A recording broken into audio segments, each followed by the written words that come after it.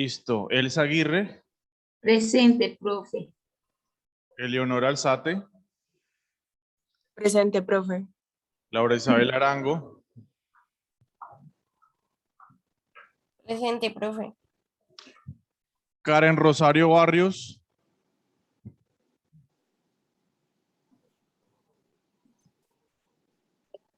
Estefanía Gutiérrez. Presente, profe, buenos días. Díaz. Angie Jimena Campo.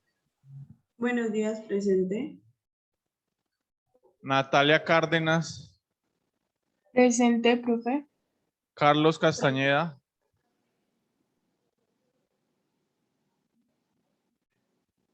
¿Alguien sabe de Carlos Castañeda? Wilson Castillo. Profe, Dime. Barrios presente. Barrios, listo. Wilson Castillo.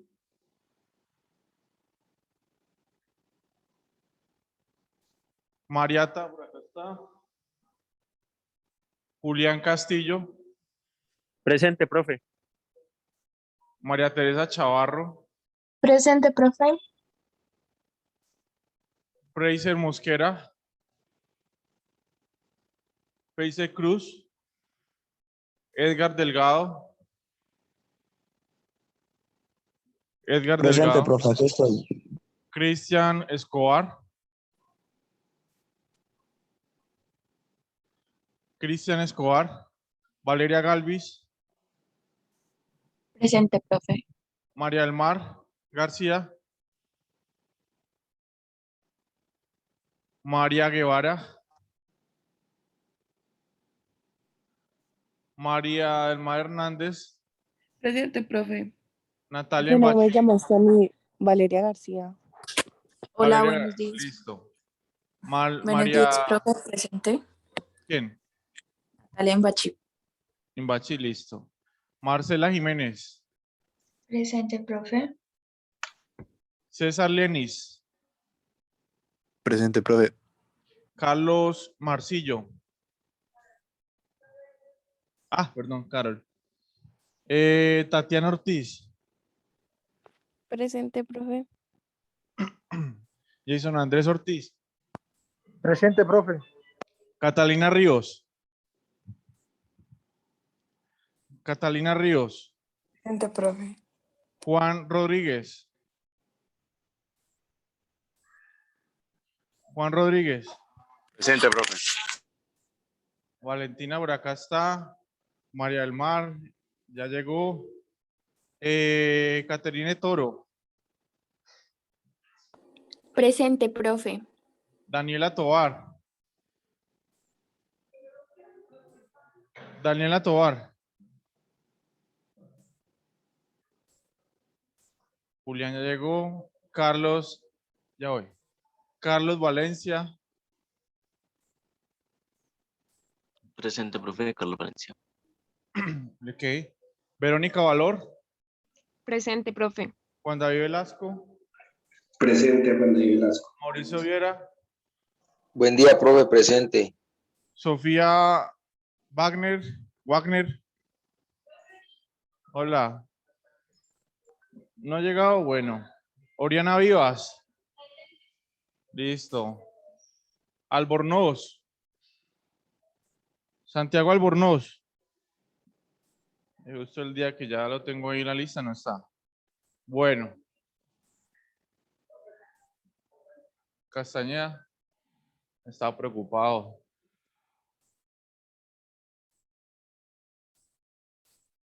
Listo. Bueno, y nos tiene que rendir. Ay, ay, ay.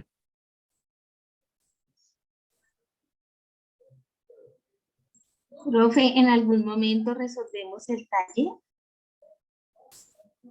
¿O usted nos manda la retroalimentación? ¿De qué, perdón?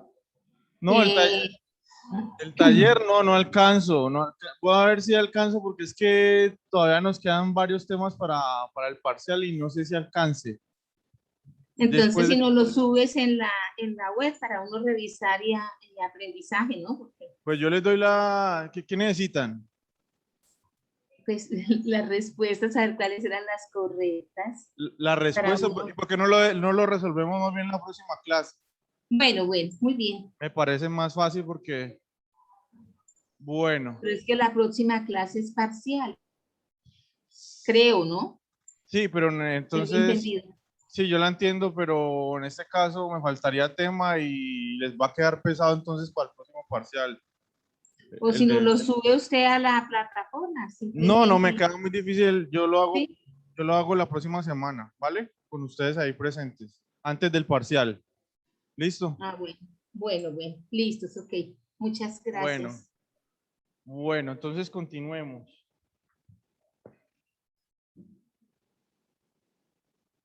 Bueno, vamos a hacerlo así. Ay. Bueno, nosotros nos quedamos ¿dónde? ¿En Ecoli? Ah. Helicóptero Filore. Ahí, bueno, listo. Bueno, muchachos, entonces ya hemos visto el Helicobacter pylori, ya fuimos descendiendo por el sistema gastrointestinal, llegamos entonces a los intestinos y en este caso vamos a encontrar una bacteria que es comensal, es Enterococcus. Pónganle cuidado que este es un peligro en este momento también con los antibióticos, ¿vale? ¿Por qué? Porque tiene una resistencia intrínseca. Esa resistencia intrínseca a muchos antibióticos. Tenemos resistencia intrínseca a cefalosporinas, resistencia intrínseca a la oxacilina, mejor dicho. Y ahorita tenemos incluso también un problema porque hay dos especies, la fecalis y el faecium es el que principalmente vamos a tener ahorita una resistencia a la vancomicina. Ahorita entonces vamos a ver el tratamiento que se sigue.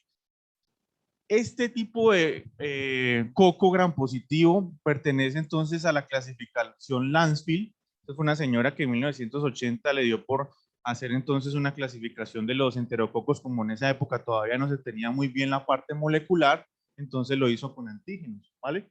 Y de esta manera entonces el tipo de peptidoglicano o mureína, de acuerdo a eso, entonces clasificó los estreptococos, grupo A, B, A, ya saben cuál es, B también ya saben cuál es, y tenemos el D. Sin embargo, pues ahorita a nivel molecular es que se hacen las diferencias, se han logrado pues determinar ciertas islas de patogenicidad, eso que también es otro término que ustedes van a escuchar muchísimo. Los genes que tienen de virulencia se llaman islas de patogenicidad y eso se encuentra entonces dentro del cromosoma bacteriano, ¿ok? Islas de patogenicidad. Entonces aquí tenemos en esta imagen lo que ayuda muchísimo a ellos a hacer esas infecciones urinarias, por ejemplo.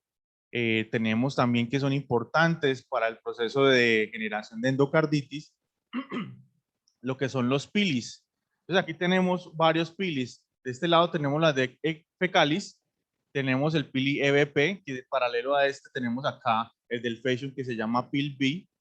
Aquí tenemos entonces otros que se adhieren al colágeno, otros que se adhieren a la matriz extracelular y también en este caso le permite tener contacto con el corazón y con las válvulas y generar entonces también endocarditis.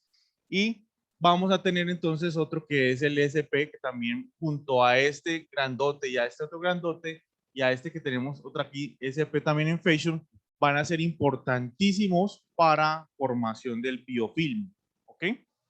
Entonces, ¿dónde vamos a encontrar principalmente este enterococo? Este enterococo va a estar principalmente causando infecciones urinarias y, aunque en menor medida, pues que por ejemplo E. coli, pero también puede causar en este caso endocarditis, como les mencioné, puede también causar bacteremia y también se puede encontrar, por ejemplo, causando peritonitis cuando hacen esas cirugías de abdomen. Entonces puede también, no solamente él, hay otras bacterias que pueden causar también la peritonitis, pero en conjunto usted la puede encontrar en este tipo de infección. No, Firmicutes, no, eso no es enterobacteriaceae todavía, eso es otra. Firmicutes es el filo, el filum. Ya la clasificación taxonómica, lo más alto es el filum, ¿vale? Entonces, firmicutes, lo normal encontrar en nuestro cuerpo, en una persona con un intestino bien, normal, es encontrar una gran población de firmicutes. No solamente estos, encontramos otro tipo de especies de los firmicutes, ¿vale? Pero si hay un desbalance y existe, en este caso, por ejemplo, una obesidad, se va a ver una disbiosis. O cuando ahorita, ¿nosotros llamamos difíciles? No. Entonces, cuando hablemos del Clostridium difficile, vamos a encontrar que también se va a dar una disbiosis, y esa disbiosis va a hacer entonces que cambie la proporción de firmicutes dentro de nuestro intestino. Entonces, ¿qué tenemos acá? Pues enterococos, ya sabemos que son cocos gram positivos, ya sabemos que son, ¿qué? Alfa, beta o gamma hemolíticos. Dependiendo, no, tiene que ser uno. ¿Qué cosa, profe? Que si son alfa, beta o gamma. Gamma, profe. Esos son, no, son alfa. Son alfa Porque hemolíticos. sí, los beta hemolíticos son los del grupo B, ¿no? Los estreptococos. Bueno, recordémonos que entonces, ¿quiénes son los alfa? Los alfa. No, pero ¿qué hacen? Hacen hemólisis ¿cómo? Mucha, poquita, no hace. Los alfa. Más o poquita, pero hace hemólisis. Ahí, ¿quién tenemos? A representante. A neumonía, muy bien. Los beta, tenemos dos. A galactia y piógenes, muy bien. Y recordemos que el enterococos está dentro del grupo de los gamma hemolíticos, o sea que no hacen hemólisis.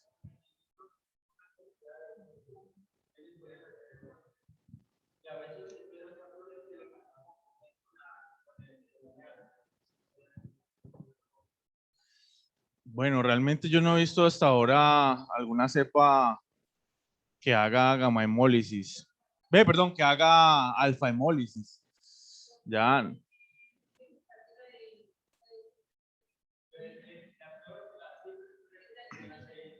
Sí, la característica de este microorganismo es que es halotolerante.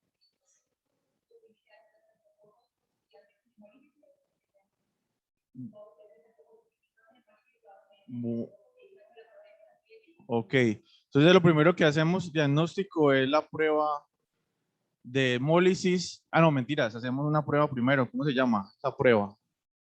La de la catalasa. ¿Cómo nos da? Negativo. Luego miramos entonces la hemólisis, ya es gamma. Luego miramos para diferenciar de qué grupo de estreptococos. ¿Contra qué lo comparamos? No, pero ¿contra qué otro grupo lo comparamos ahí para hacer los que no son tolerantes? Sí, porque uno hace esas pruebas para dividirlos de dos diferentes. Streptococcus del grupo que es grupo. Bueno, entonces este tipo de microorganismos tiene la capacidad de vivir a un pH alcalino y además de eso tiene la capacidad también de ser halotolerante. De ahí se hace la prueba, ¿vale? Incluso se hace otra prueba que ya ustedes van a ver que es la bilis esculina y la otra que es la de NaCl a 6.5% y la de una enzima que se llama la PIR, pirrolidonilaridamidasa. ¿Ya? ¿Será con los grupos? Pero entonces les pregunto, ¿con quién se compara? ¿Con los del grupo de Viridans o no? Ahí les dejo la tarea. Enterococos. Entonces, enterococos, ya sabemos cocos gram positivos, anaerobios facultativos, fermentan la glucosa, no presentan reacción con la catalasa, pueden vivir en ambientes extremos, son halotolerantes y además de eso también a pH alcalino, por ejemplo, de 9.6. Son unas bacterias inmóviles. Bueno, entonces aquí vemos un mecanismo de acción del Enterococcus fecalis. Aquí el poder que ellos tienen son los pilis. Los pilis son este factor de virulencia importantísimo, al igual que la liberación de enzimas que le permite entonces la penetración. Recordemos que estos son comensales, por lo tanto, entonces hacen parte de nuestra flora normal. La pregunta es, ¿qué hace entonces que se conviertan en patógenos? ¿La qué? La disbiosis. ¿Y quién provoca la disbiosis muchas veces? Antibióticos, muy bien. ¿Antibióticos de espectro estrecho o amplio? De amplio espectro, muy bien.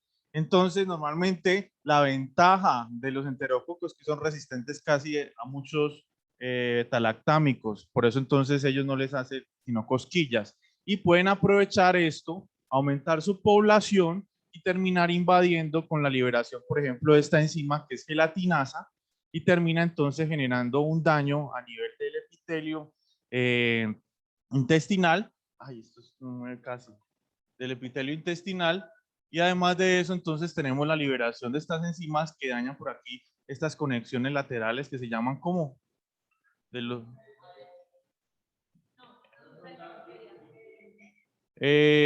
pueden ser GAP, pero hay otra que se da frecuentemente ahí en las uniones laterales de las células.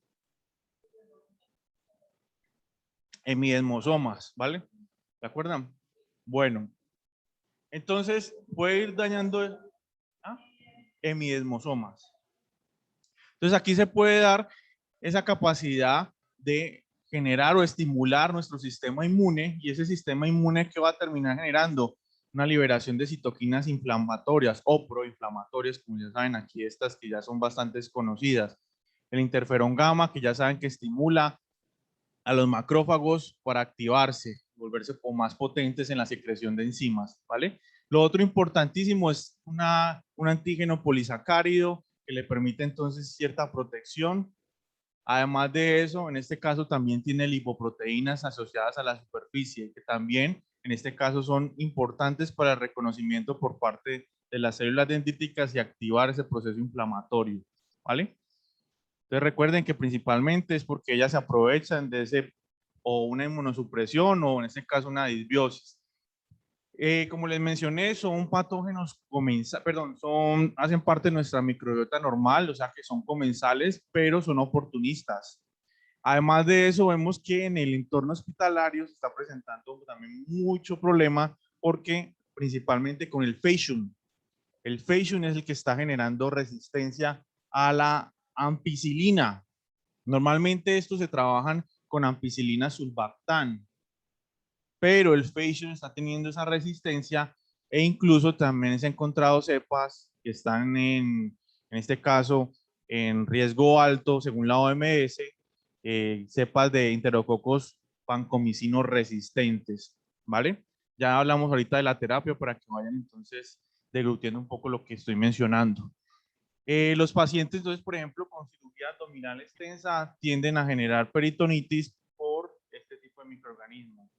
Dije que no es el único, pero hace parte de ese conglomerado de microorganismos que puede estar generando esta infección, esta peritonitis. También cuando, por ejemplo, trasplantes o dispositivos permanentes, ellos aprovechan ese mecanismo de las gelatinasas para pasar a circulación y terminan llegando a, por ejemplo, el corazón y generando endocarditis. También por contigüidad pueden terminar generando infecciones urinarias, ¿vale? De forma ascendente, ¿ya? Hay tres formas. Ahorita, bueno, si alcanzamos urinario, vamos a ver que que las bacterias pueden llegar de manera descendente, es decir, a través de vía hematógeno linfática. La otra que es ascendente, que en este caso puede ser a través de la contigüidad entre lo que es el intestino y lo que es el aparato reproductor, ¿vale? Lo otro importante acá es que tiene bastantes resistencias intrínsecas, también unas adquiridas, ya les menciono cuáles. Además de eso, vemos que es uno de los patógenos nosocomiales que termina afectando el tracto urinario, ¿vale? Bueno, entonces aquí tenemos las diferentes manifestaciones clínicas. La principal es la infección del tracto urinario. No es la infección del tracto urinario más frecuente, porque la más frecuente es la de E. coli, ¿ya? Una vez se las menciono por si no alcanza a llegar allá a genitourinario hoy. Puede, como le dije, llega a sangre, por lo tanto genera bacteremia y finalmente puede llegar al corazón y producir entonces endocarditis, o cuando hay heridas abiertas puede generar entonces en este caso peritonitis, puede también afectar la piel y los tejidos, puede también infectar a lo que son los neonatos y también puede generar pues infecciones pues variaditas, pero no se ve frecuentemente, por ejemplo en los pulmones casi no se ve frecuentemente, ¿vale? Entonces aquí vemos una imagen cómo llega a formar ese biofilm en lo que es entonces, ¿cómo se llama esto? ¿La vegetación? Ah, ya. Endocarditis. Entonces, ¿qué aurícula es? Ok, muy bien. Bueno, entonces aquí vemos el cuadrito. Tenemos entonces que lo primero que hacemos para el diagnóstico es la catalasa, ¿sí o no? Da negativo. Hemólisis. Los beta-hemolíticos ya saben cuáles son. Los alfamolíticos también ya saben cuáles son los representantes de este neumonía. Y tenemos de hemólisis, que en este caso se hace para diferenciarlo del Streptococcus del grupo viridans. Entonces, hacemos bilis esculina porque queremos ver una enzima que se llama la beta-glucosidasa. ¿Qué es lo que hace la beta-glucosidasa? Transformar la bilis esculina en esculetina, ¿vale? Y tenemos el crecimiento en NAC del 6.5% y además le damos un sustrato que debería actuar la enzima PIR, le voy a decir PIR porque ese nombre es muy largo, y si no la tiene, pues entonces ya sabemos que posiblemente es perteneciente al Streptococcus viridans. O sea, si es positivo para bilis, si es positivo para crecimiento en NaCl, y si es positivo para PIR, es Enterococcus. ¿Va? Bueno. Tratamiento. En este caso tenemos 3 niveles, dependiendo entonces, en este caso, si es urinaria o si en este caso está causando una bacteremia o lo podemos encontrar causando una endocarditis. En primer nivel tenemos entonces la ampicilina o la ampicilina sulbactam. Ya, si hay una resistencia, entonces vamos a dar vancomicina o podemos dar linezolide o podemos dar dactomicina. Si sale resistente a vancomicina, las dos alternativas que ven allí son las más factibles, ¿vale? O hay otra nueva que se llama la tigesilina, ¿vale? Pero esa ahorita no la voy a nombrar allí. Ahí, por lo tanto, necesitamos que esos antibióticos sean que bactericidas, sean bacteriostáticos. Bactericidas, muy bien. Y además de eso, ahí sí hacemos una diferencia con los bacteriostáticos que podemos encontrar en los urinarios. En los urinarios no hay problema, en primera instancia, mientras no haga diseminación, trabajar con bacteriostáticos que actúan sobre la pared o en la síntesis de la pared en el metabolismo, que es la nitrofurantoína y la fosfomicina, ¿vale? Esos serían los que en este caso podríamos utilizar. Recuerden, el Fasional que están en este momento generando muchos problemas de resistencia. Por ejemplo, se han encontrado resistencia a la ampicilina y a la vancomicina, ¿vale? Bueno, como les menciono entonces, en este caso, vemos aquí las diferentes tipos de resistencia, las naturales, cefalosporinas, oxacilinas, clindamicina, lincosamida, clotrimazol, y puede tener también resistencias adquiridas a lo que es la ampicilina, la vancomicina, a las quinolonas, incluso pues a los que utilizan, por ejemplo, para la parte urinaria, que es la nitrofurantoína, también puede adquirirla.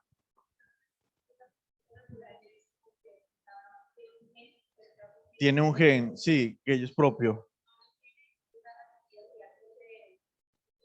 De plásmidos que encuentran por allí, ¿ya? Y llegan y lo adquieren ese gen de resistencia y lo mete a esa isla de patogenicidad y ahí tenemos entonces que no le va a hacer nada de eso. Por ejemplo, la ampicilina, ¿ya? La primera línea, ¿vale? ¿Cómo se da esa resistencia principalmente? Se le colocan unos grupos químicos a través de unas transferasas y eso hace que esos antibióticos cuando vayan a ir al sitio de acción no se puedan pegar correctamente, ¿vale? ¿Qué grupos químicos se le pueden pegar? Fosfatos, acetilos, metilos. Entonces aquí tenemos algún ejemplo a la derecha. A la derecha tenemos entonces, por ejemplo, la streptomicina, gentamicina, micacina, canamicina, ¿qué son qué? ¿Tipo de antibióticos? Aminoglucósidos, macrólidos.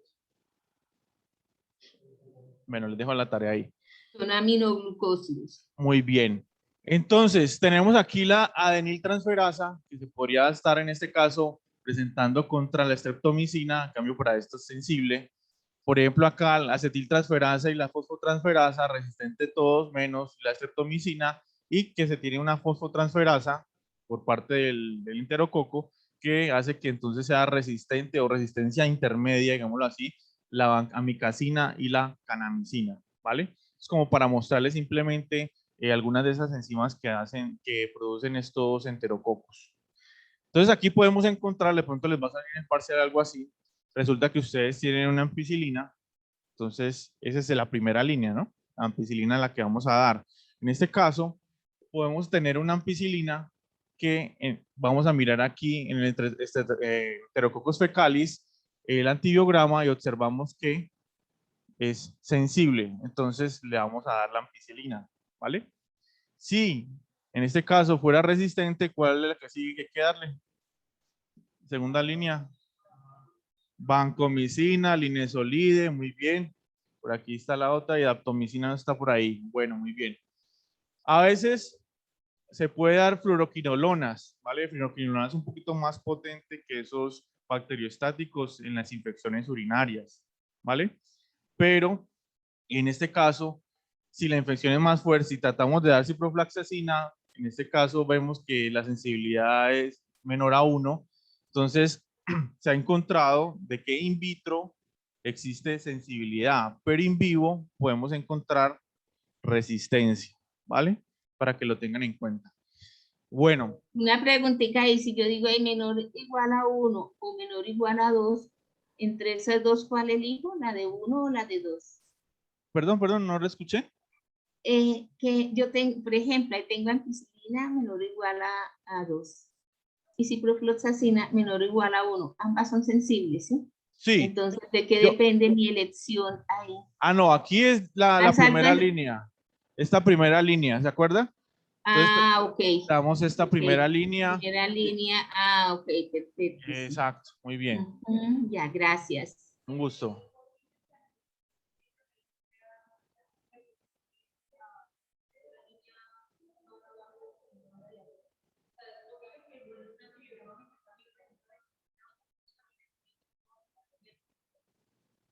No, normalmente encontramos es,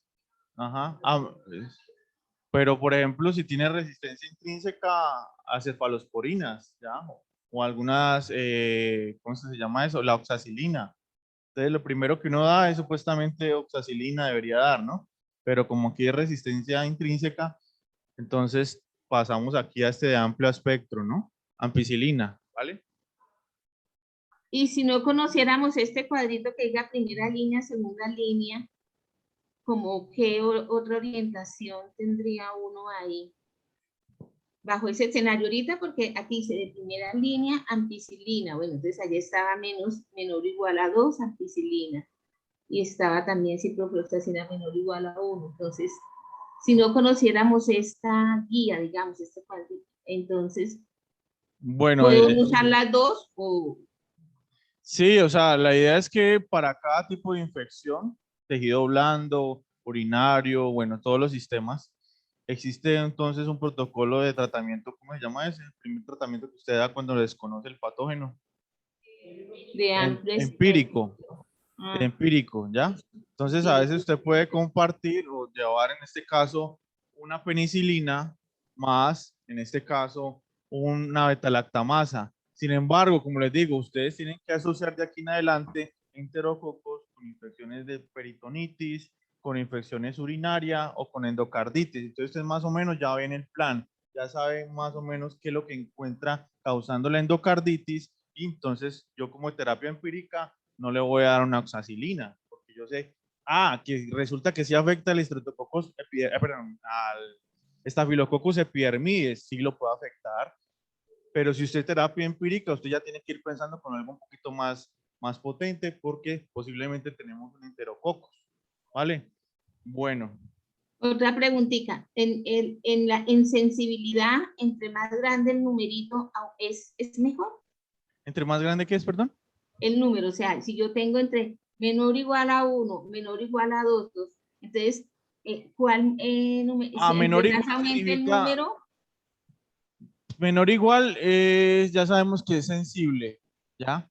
Entonces, Sí. en este caso, dependiendo, aquí tenemos la concentración inhibitoria mínima, ¿vale? Sí. Y tenemos entonces, por ejemplo, el 2 o el 1.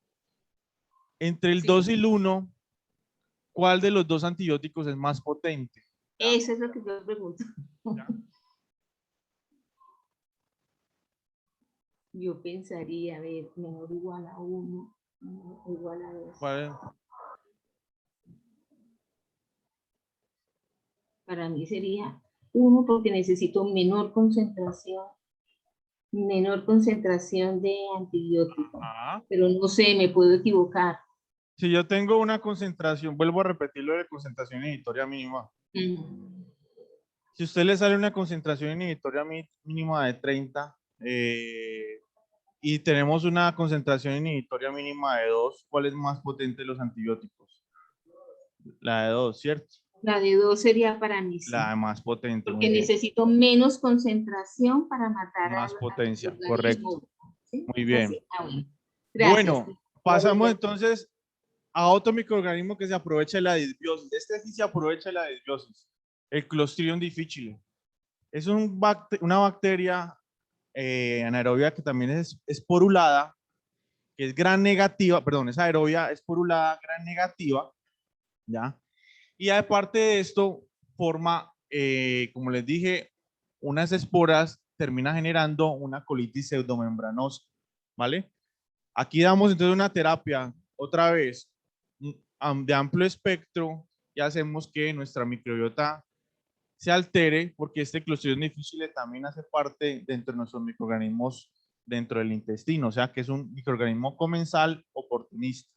Dime. ¿Y es gran negativo? Ah, gran positivo, perdón. Sí, es gran positivo. Qué pena, se me chispoteó ahí decir gran negativo.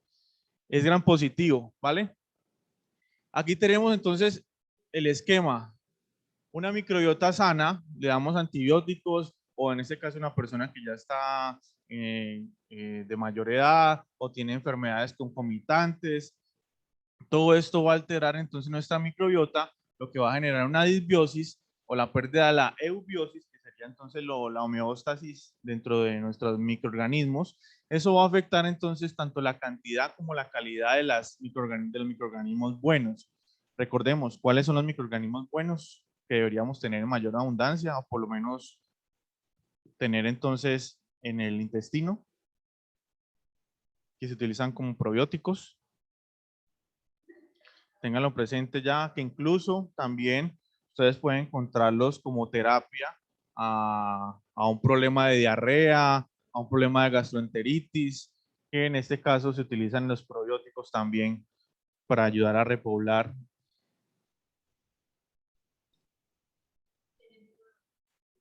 Lactobacillus, Bifidobacterium, ¿vale? También hay un Bacillus que también en este momento se me olvida el nombre, que no hace parte de nuestra microbiota, pero es bueno porque ese Bacillus forma esporas. Entonces a la hora de usted administrarlo es más fácil. ¿Por qué? Porque usted se lo puede administrar vía oral. Entonces las esporas obviamente son de resistencia, pasan por el estómago y terminan eclosionando en nuestro intestino, ¿vale? Y ayudan entonces a liberar unos péptidos que se llaman bacteriocinas. ¿Por qué son buenos entonces nuestros microorganismos? Porque ayudan a regular los que son patógenos. ¿A través de qué principalmente? Bacteriocinas. Son péptidos. Miren los probióticos aquí. ¿Vean?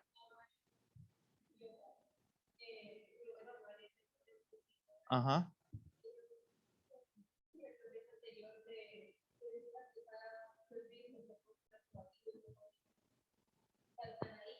Sí, están ahí.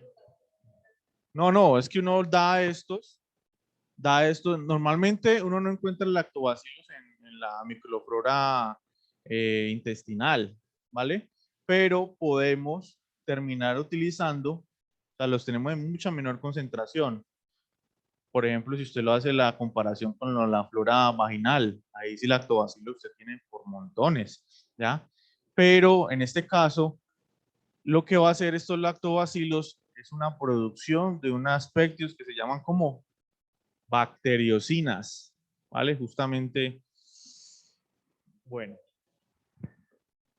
Profe, que eso que veo que dice ese anticuerpo monoclonal velocituzumab, ¿qué significa estar ahí? ¿Cuál? Es que veo el anticuerpo monoclonal veslotuzumab. Ah, velotuzumab. ¿Ya? Ah, pues que se puede, en este caso, como terapia para combatir el Clostridium difficile, tanto probióticos como antibióticos, que ya vamos a ver cuáles. Por ejemplo, metronidazol podemos utilizarlo. Este velocituzumab, que también lo podemos utilizar para atacar al Clostridium, que es específico contra este tipo de microorganismo. Y lo otro que es el TMF, que ustedes ya saben qué es el TMF. ¿Qué es qué? Por allá en la casa. TMF. TMF. No me acuerdo. Trasplante en materia fecal. Ah, Ya. sí, trasplante, sí, y eso se usa en Europa. Entonces, ¿cuál es la patogenicidad? Aquí vemos entonces la estructura antes de hablar de la patogenicidad. Hablamos entonces, o de la patogénesis, hablamos entonces aquí de la formación de la espora. Aquí tenemos el core, aquí tenemos entonces el córtex, aquí tenemos entonces la capa de mucopolisacárido que se secreta, y aquí ya tenemos una parte más gruesa, más resistente, que es el exosporium, ¿vale? Aquí lo podemos ver entonces la espora. Esta espora entonces, cuando están en condiciones ambientales que no les favorece, ellos están en esta forma de resistencia. En nuestro intestino estarían entonces ya en su forma de bacilo. Entonces, ¿qué van a hacer ellos? Ellos se aprovechan de esa disrupción de la microbiota normal que está aquí en verde, y ellos son los rojitos, y empiezan a colonizar, aumentar de tamaño, de cantidad, y esto va a generar también una liberación de unas toxinas. Esas toxinas de inmediato entonces van a alertar a nuestro sistema inmune. Nuestro sistema inmune trata de contenerlas, pero en ese proceso termina entonces generando unas enzimas que van a finalmente a generar un daño a nivel del epitelio, y el epitelio intestinal en su proceso de cicatrización genera una fibrosis. ¿Y la fibrosis qué es? Sí, sí, pero daño al epitelio, ¿no? Recuerden fibroblastos y fibrosis. Los fibroblastos, ¿qué secretan? Fibrina. Matriz extracelular. Fibrina, no tanto. Matriz extracelular, principalmente colágeno, ¿vale? ¿Se acuerdan de esas heridas abiertas que usted llegan y se corta, y en ese proceso de cicatrización hay un proceso en el cual los fibroblastos empiezan a secretar, y secretar es matriz extracelular, principalmente colágeno? Y el colágeno es que le va a rellenar ese hueco, esa herida, y va a terminar, si se da en exceso, ¿qué va a producir? Va a producir queloides o una cicatriz hipertrófica, ¿vale? Entonces aquí también va a generar unos parchecitos, que esos parchecitos de fibrosis los vamos a llamar pseudomembranas, ¿ok? Vamos a verlos entonces. Sí. Ajá. Entonces sí hay una regeneración del tejido, muy bien. Ya, de las células epiteliales. Bueno, regeneración no utilizaría yo ese término porque es un término en su forma castiza, significa en este caso recuperar totalmente un órgano y con funcionalidad, ¿vale? Bueno, dentro de las manifestaciones clínicas que viene presentándose puede tener entonces una diarrea, o puede ser en este caso también unas pacientes que son asintomáticos. Esta vemos entonces que también provoca una diarrea más o menos de 10 o 15 veces al día, que toca ir al baño, con dolor abdominal. Puede también presentarse fiebre, pueden también presentarse náuseas, como una gastroenteritis, ¿vale? Además de eso, vamos a tener algunas veces, por la ulceración que puede llegar a generar esta bacteria, una liberación entonces de sangre en las heces. A eso llamamos disentería. Entonces aquí viene un término muy importante. ¿Ah? Sí. Ajá, pseudomembranas. Sí. Por eso se llama colitis pseudomembranosa, pero esto más que todo a nivel del colon, ¿no? ¿Listo? Bueno, ¿qué más iba a hacer que me fue la palabra que iba a aumentar? Bueno, los factores de riesgo. Ah, que liberaban sangre, correcto, ¿vale? Entonces, aquí tenemos que esto principalmente pues ocasiona, como les mencioné, por un uso excesivo de antibióticos, porque usted está entrado en periodo de senescencia, porque usted salió entonces de un proceso de rehabilitación hospitalaria, donde tiene el sistema inmunológico bajo, usted está tomando quimioterapéuticos, todo esto va a hacer entonces que se potencie este tipo de microorganismos. ¿Cuál es el tratamiento convencional? Si usted está perdiendo mucho líquido, hacer reposición de líquidos, además de eso, trabajar con este caso, con la terapia antibiótica, o en este caso hacer lo que les dije, el trasplante fecal, o si no, también, pero en menor medida, pues funciona lo de los probióticos, ¿no? Bueno, entonces así vemos un colon normal. Aquí vemos un colon, en este caso, con esta pseudomembrana. Aquí vemos las diferentes pseudomembranas, que son estos punticos blancos de fibrosis que les menciono, ¿vale? Cuando un órgano está con mucha fibrosis, como pasa también en el hígado, ¿qué va a pasar con la funcionalidad de la célula? Se va a perder, ¿ya? Y esto posiblemente también se pueda asociar a la formación de ahí en adelante de un ¿qué? De un cáncer también. Cáncer. Muy bien. Entonces, aquí vemos nuevamente lo que les mencioné, los factores de riesgo. ¿Cómo adquirimos este tipo de enfermedad? Simplemente aquí vemos los factores de riesgo que desencadenan que haya la disbiosis, y esto hace entonces que se genere dos tipos de individuos. Uno, asintomático, y otro que es el que desarrolla todas esas manifestaciones clínicas, ¿vale? Bueno, hay un factor protector. Ese factor protector es la producción, por eso hay personas que tienen este microorganismo o esa disbiosis, pero su factor protector inmunológico no permite que desencadene la enfermedad. En este caso, ¿cuál es? La interleuquina 17. O sea, que es un subtipo de linfocito que, según esa interleuquina, TH1, TH22, TH17. TH17. Muy bien. Entonces esta interleuquina, aquí vemos que es un factor protector que va a terminar por controlar la población microbiana, ¿vale? En este caso, activan un tipo de células de la respuesta inmune innata, que son los linfocitos T innatos, ¿ya? Hay unos linfocitos T de la respuesta inmune adaptativa, pero hay unos linfocitos T de la respuesta inmune innata, que son los gamma delta, ¿vale? Los gamma delta van a entonces a ayudar a regular este tipo de microorganismos, ¿vale? Entonces, factor protector, la interleuquina 17. Dime. 9. Ah, no, pues que normalmente el intestino sano, pues, ahí están dando el ejemplo de un bebé, ¿ya? Tenemos entonces una producción de interleuquina 17. Bueno. Entonces, ¿qué se puede hacer para detectar este microorganismo? Se puede hacer entonces unas pruebas serológicas, o sea que es un método indirecto para medir al microorganismo. Vamos a hacer entonces la medición de antígenos o de toxinas, en este caso la toxina A o la toxina B. ¿Listo?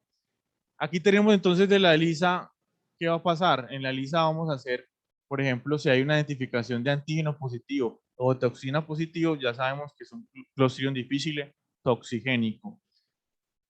Si nos sale positivo el antígeno más toxina negativo, hacemos entonces una prueba de PCR o de, en este caso, reacción de cadena polimerasa para el gen TOX. Si sale positivo, nuevamente, Clostridium difficile. Por otro lado, pues si el antígeno es negativo, la toxina es positiva, hacemos otra vez esto. Si nos sale positivo, Clostridium otra vez. Sí, aquí nos sale el antígeno negativo y la toxina negativo, pues ya sabemos que es negativo, por lo tanto no hacemos la PCR. ¿Listo?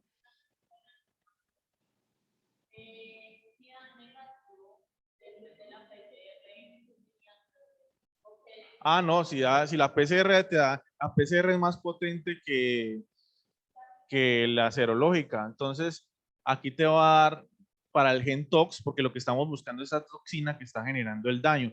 Usted puede tener ahí el Clostridium, porque eso hace parte de nuestra microbiota, pero no es toxigénico, y entonces, por lo tanto, si la prueba molecular nos da negativo, pues ya sabemos que en este caso, toxigénico, ¿vale? Lo que estamos probando aquí con esta es que haya un Clostridium difficile toxigénico. Dime. Sí, toxina A y B. No, le hacen entonces esta prueba antígeno positivo, toxicidad positiva, y te va a salir entonces positivo para Clostridium difficile toxigénico. ¿Ya? Porque no te puedo decir Clostridium difficile porque, como le digo, hace parte de nuestra microbiota, ¿cierto? Bueno. Bueno, tratamiento en primera instancia.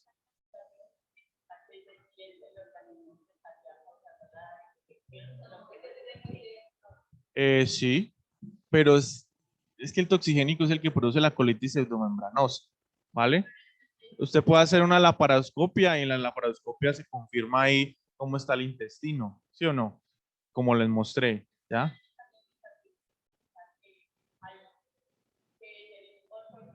Sí, que eso, usted está sospechando, le llega a usted el paciente con diarrea, ¿ya? Con diarrea. Usted le manda un coprológico.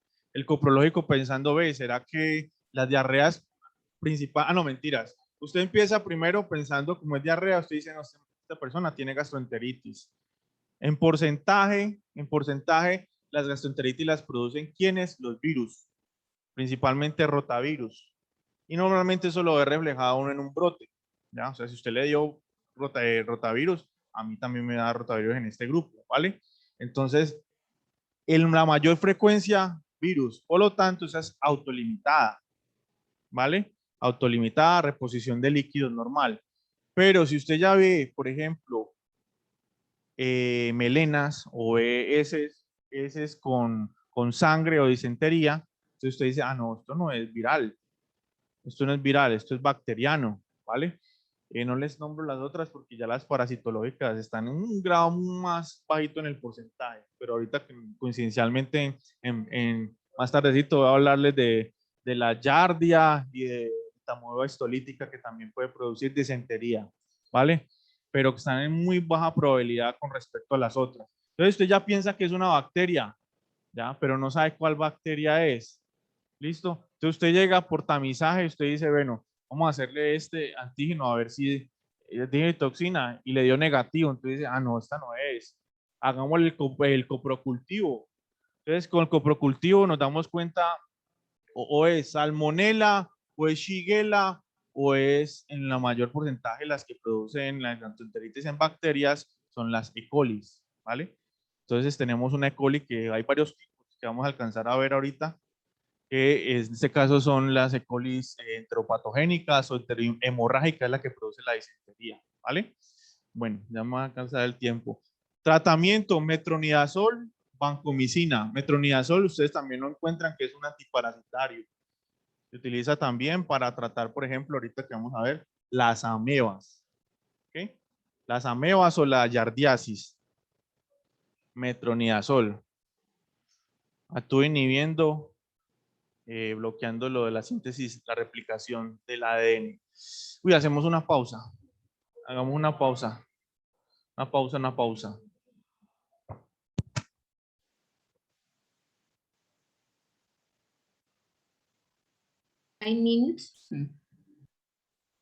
Volvemos en 5 minuticos porque no me alcanzó a darle la familia enterobacteriaceae y aumentamos el tiempo. ¿Listo? Ok.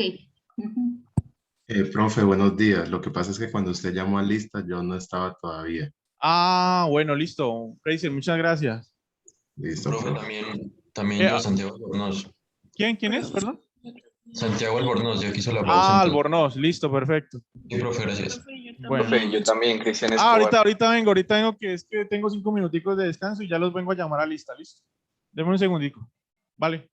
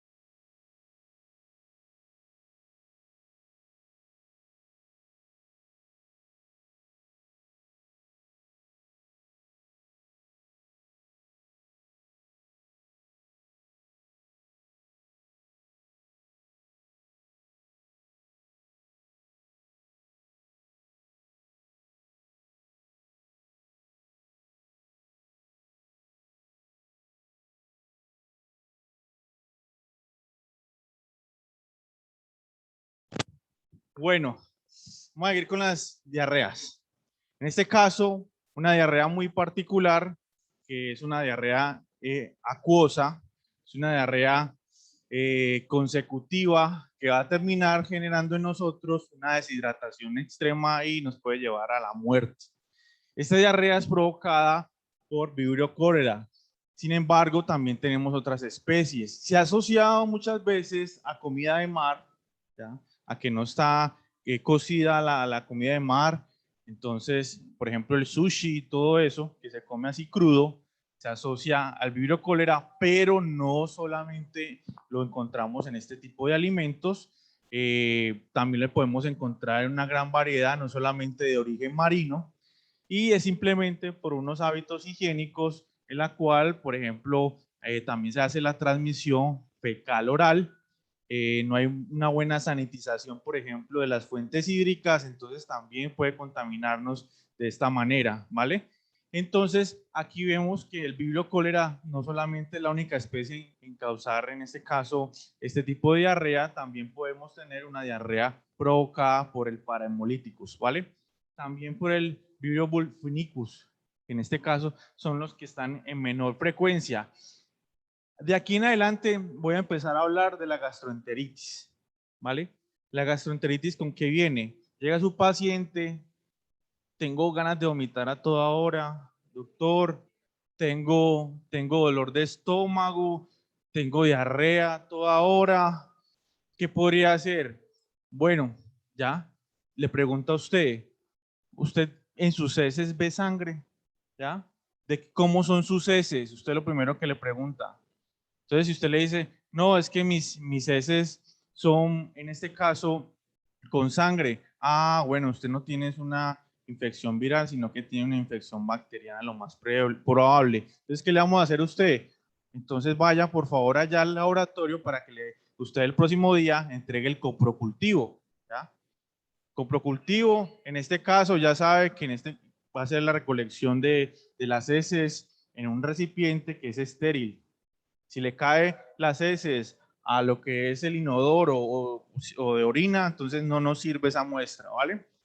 Y de una vez también le comenta, por ejemplo, otro paciente, no, es que yo vengo con vómito, vengo con diarrea, la diarrea es acuosa, es en forma, tiene una coloración como de agua de arroz, ¿ya? Entonces dijo, no, venga, inmediato tratémoslo con líquidos porque usted se me va a deshidratar muy rápido y me va a producir entonces un shock, ¿ya?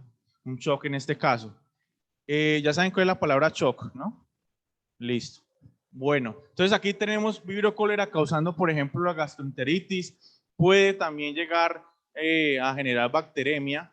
El Vibrio cholera normalmente tiene una toxina. Esa toxina va a estimular, como lo vamos a ver a continuación, unos receptores, y esos receptores van a estimular a su vez, en este caso, el AMP cíclico, y el AMP cíclico va a aumentar la concentración, que es el segundo mensajero, y esto va a terminar abriendo canales de sodio, de potasio, entonces, mejor dicho, se abre todo ese torrente y sale hacia el lumen intestinal. Y con eso, ¿quién lleva? Se lleva el agua, ¿vale? Bueno, y eso es por una toxina, que ya les comento más al respecto.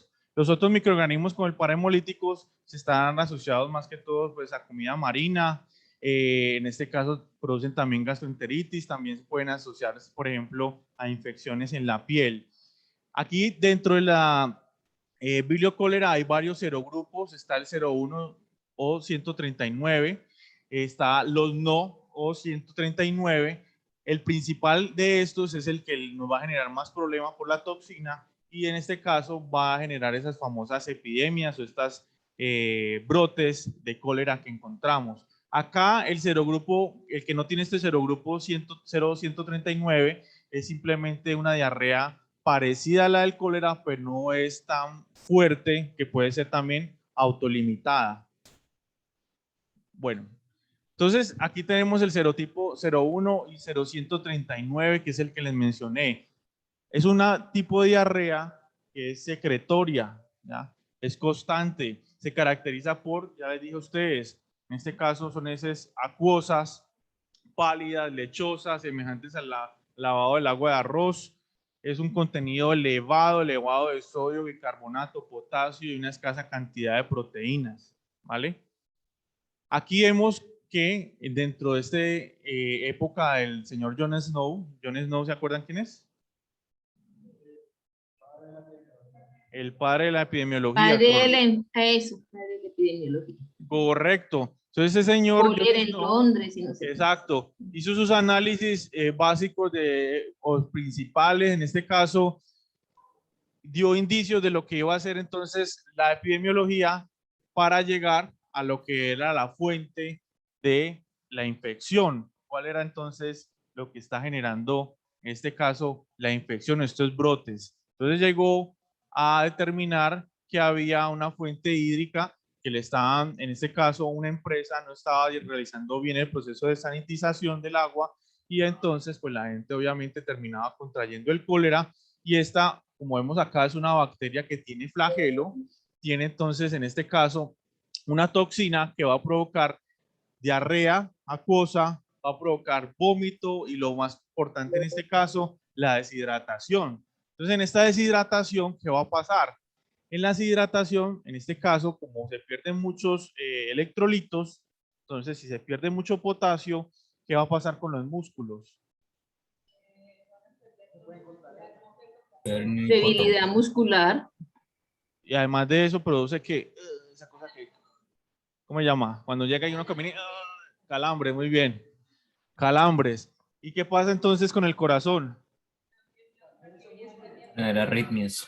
Arritmias. Uy, estos hombres están volando. Muy bien. Además de esto, va a terminar generando que el bicarbonato también se vaya. Y si hay poco bicarbonato en sangre, ¿qué pasa? Una acidosis. Una acidosis. ¿Y cómo compensa el cuerpo? Con una hiperventilación. Con una hiperventilación. Muy bien. Y resulta entonces que se pierde mucho líquido, que ¿cómo afecta la presión arterial? Haciendo hipovolemia. ¿Y eso cómo afecta a los... Exacto, ¿y cómo afecta a los tejidos? A los órganos. Con hipoperfusión, hipoxia. Y llegamos al shock. ¿Al shock qué? Hipovolémico. Hipovolémico. Séptico es una cosa diferente. ¿Ya? Sí. Sí. No, pero es que esto es indirectamente se produce por eso, ¿vale? Pero el séptico, acuérdese que se relaciona con coagulación intravascular diseminada, con bacteremia, ¿listo? Pero este simplemente mecanismos compensatorios que el cuerpo tiene que, por ejemplo, suplir el volumen liberando ¿qué? Que llegue un momento que se baja la volemia y la presión arterial del cuerpo tiene que subirla haciendo una retención de líquido, ¿cierto? Activando ¿qué sistema? Renina, angiotensina. Aldosterona, muy bien. Pero llega un punto que no es suficiente y entramos en un shock, ¿ya? Una falla multiorgánica. ¿Listo? Esta gente está volando. Profe, pero las manifestaciones clínicas de el cólera son muy parecidas a cuando inicia el periodo agudo de la giardia, ¿no? Porque también se presenta diarrea acuosa. No, es que es una gastroenteritis. Sin embargo, la diferencia va a ser el número de deposiciones, ¿vale? Es extrema el número de deposiciones que pueden tener más de 20 deposiciones en el día. Y ya usted está botando no es ese, sino agua y agua y agua, ¿vale? En cambio, con la diarrea por parte de una giardia, normalmente encontramos que es una giardia, produce las heces todavía, en este caso, un olor como fétido, ¿ya? Y no es tan consecutiva como puede ocasionar en este caso el vibrio cólera. ¿Ok? ¿Quién produce eso? Entonces, una toxina. Ya les muestro la toxina. Antes de esto quería mostrarles aquí el microorganismo que es un gran negativo que tiene una forma de coma. ¿Ya? Aquí tenemos el flagelo. Vibrio cólera. Bueno, entonces aquí tenemos los factores de virulencia del vibrio cólera. La toxina del cólera, que tiene unas unidades A y unas unidades B. y ya les dije a ustedes que ayudan entonces al proceso de hipersecreción de electrolitos.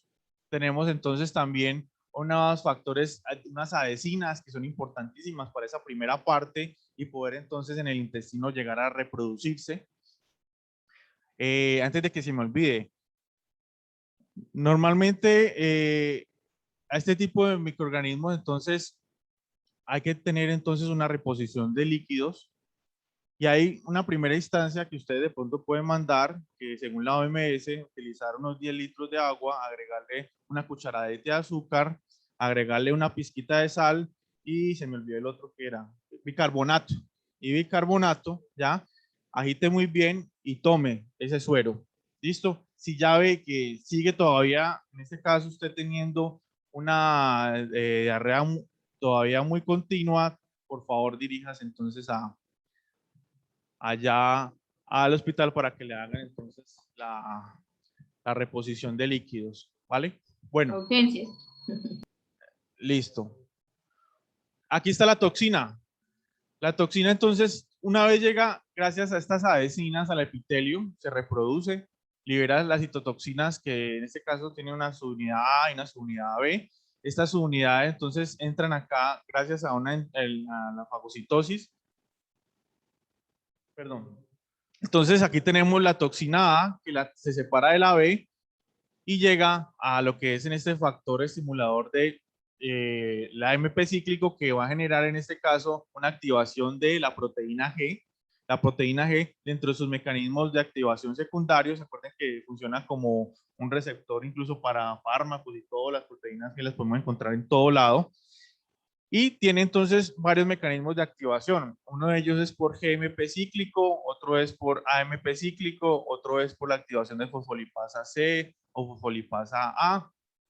Pero en este caso, la que nos interesa es que se activa la adenilato ciclasa y eso va a aumentar la concentración de AMP cíclico. Y ese AMP cíclico va a activar unas proteinquinasas que finalizan con la activación de unos receptores en membrana liberando cloro y luego con cloro se viene liberación de, ¿cómo se llama este? Bicarbonato, potasio, sodio, agua y todo eso, mejor dicho, va a causar esta diarrea acuosa que les menciono. Normalmente no llega a circulación sanguínea, pero puede darse el caso también de que haya una bacteremia por vibrio cólera. ¿Okay?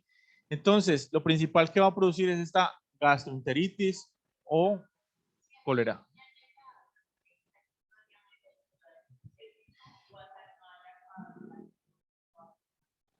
Sí, o sea, la diferencia entre el shock séptico y la diferencia entre el shock hipovolémico es simplemente que ya la bacteria está en sangre y que estimula procesos de inflamación que hacen que se estimule la coagulación intravascular diseminada.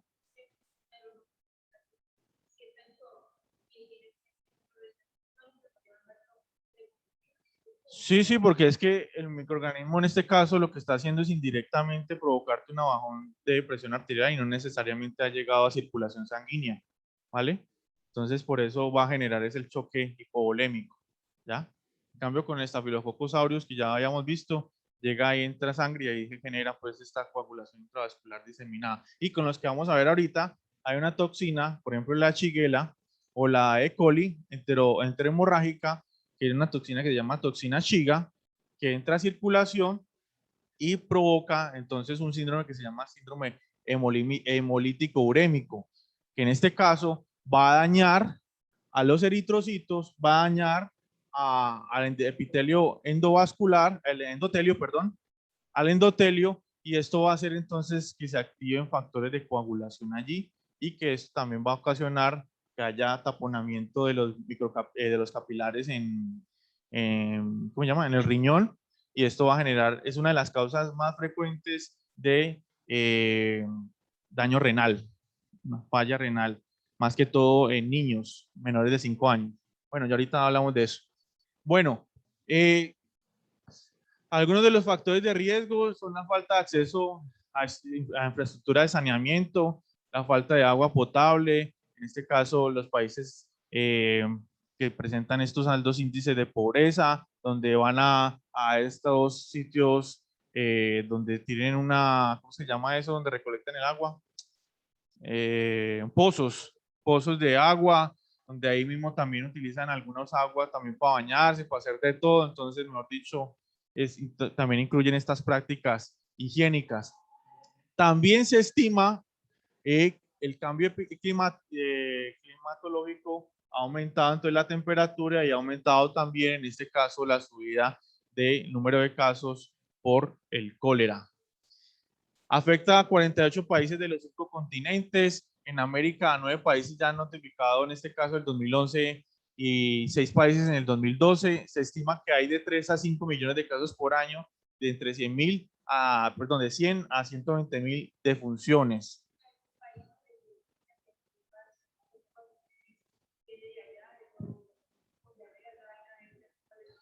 Bueno, normalmente ya cuando, no, es que eso, el periodo de incubación es muy corto y esa bacteria te quiere matar o matar, porque llega y en 1, 3 días, máximo 5 días ya te está pateando y no te puedes ni siquiera movilizar. Que transporte, que viajar, no, nada. Ya, entonces es muy difícil pues de que en un momento... ¿Qué región es endémica? Pues nosotros acá teníamos, por ejemplo, por la costa se han encontrado también bastantes casos de cólera, ¿ya? En África también, en el continente africano también frecuentemente se ven estos casos de cólera, ¿vale? Por lo que les digo, esto está asociado, como les digo, a los factores de riesgo, a la sanitización, al saneamiento ambiental, al manejo del agua potable, ¿ok? No solamente, esto también viene con otras, en parasitología también van a encontrar ahí microorganismos de lo que usted quiera. Sí, no, y no solamente pues costa pacífica, también podemos, como te digo, contar sitios que están alejados de las costas, pero que hay mal manejo del agua, por ejemplo, ¿ya? Del agua o los alimentos contaminados también pueden provocar este cólera. ¿Qué va a ocurrir? Va a ocurrir en este caso, hay una diarrea que es acuosa, que cuando ustedes le van a mostrar el coprológico van a encontrar en este caso que hay poca inflamación a comparación de otras bacterias que sí provocan una gastroenteritis con una leucocitosis en lo que se llama leucocitosis, con aumento de leucocitos en las heces, ¿vale? Por ejemplo, que son las enfermedades que yo les voy a hablar ahorita, más adelante, las de E. coli, por ejemplo. Bueno, no hay leucocitos en heces, también se puede utilizar antisueros para detectar el antígeno, el vibrión, inmunofluorescencia, pero esto demora y usted ya tiene que hacer un tratamiento inmediato que pase la reposición de líquidos, ¿no? Pero igual como les digo, en este caso el tratamiento es importantísimo porque si no, pues ya saben las consecuencias. Sin embargo, también se puede utilizar en este caso antibióticos como las tetraciclinas, como las fluoroquinolonas o los macrólidos. En Estados Unidos ya se dispone de una vacuna contra el cólera que se utiliza como una dosis única por vía oral. ¿Listo? Bueno, esta es nuestra famosa cólera. Vamos a seguir con las gastroenteritis, pero de una familia muy particular. Voy a volver aquí para que ustedes se vayan ubicando con los gram negativos otra vez. Tengo los gram negativos. Ya hablamos, entonces, ya hablamos de algunos no fermentadores como la pseudomonas, ¿sí o no? Pero dentro de ese grupo allá también se Acinetobacter, que también es un dolor de cabeza en el ambiente nosocomial, ¿cierto? Ahorita nos corresponde hablar de los fermentadores y los fermentadores lentos, donde vamos a hablar de estos miembros, E. coli, Klebsiella, Enterobacter, Serratia, Citrobacter, que pertenecen a la familia Enterobacteriaceae, ¿ya? Familia que está en nuestro intestino. Y además de eso tenemos entonces dentro de esa familia Enterobacteriaceae hay unos que no son fermentadores, son poquitos, pero producen algunos de ellos esas gastroenteritis que les he mencionado. Tenemos Proteus, Shigella y Salmonella. ¿Listo? Entonces, si yo les pregunto a ustedes, bacilos gram negativos dentro de la familia Enterobacteriaceae que no fermentan, Shigella, Salmonella, ¿ya? Y Proteus. Shigella, Salmonella y Proteus. De resto, hacen fermentaciones. Listo.